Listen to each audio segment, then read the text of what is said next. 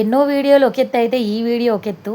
ఎందుకంటే ప్రతి వీడియోలో చెప్తా నాకు ఫుడ్ అంటే బాగా ఇష్టము, తినుడంటే బాగా ఇష్టము, ఇట్లా ఫుడ్ వీడియో చేసినంటే మస్తు ఇష్టం అని చెప్తా కదా.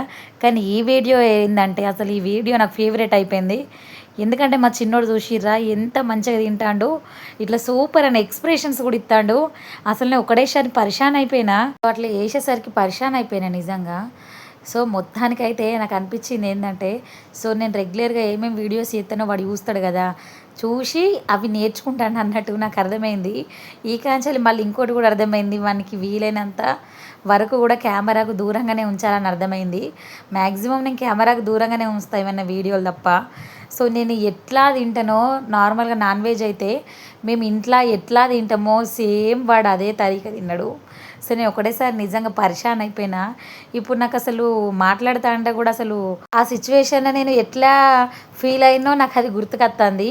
సో ఏంటంటే అక్కడ జరిగింది ఏంటంటే, సో నైటు మా బావ బిర్యానీ తీసుకొచ్చిండు అన్నట్టు. సో పిల్లలు నైటు సరిగా తినలేదు, అందుకోసం అని దాన్ని ఫ్రిడ్జ్లో పెట్టి వేడి చేసి తిన్నామన్నమాట. సో ఎందుకంటే ఫుడ్ని దేన్నైనా వేస్ట్ చేయొద్దు, అంటే ఊకనే కాదు ఎప్పుడోసారి, అట్లా ఎప్పుడోసారి అయినా పిల్లలు తినకపోతే సాటిస్ఫాక్షన్ కనిపించేది, అందుకోసమని ఫ్రిడ్జ్లో పెట్టిన. సో పెట్టిన తర్వాత మార్నింగ్ కొంచెం వీడియో తీసుకుందాం మంచిగా ఉంది కదా, క్లిప్ అనేసి వీడియో తీసుకునేసరికి వీడొచ్చి అమ్మ తింటా అని వీడైతే నా వీడియోను కలగం పులగం చేసిండు.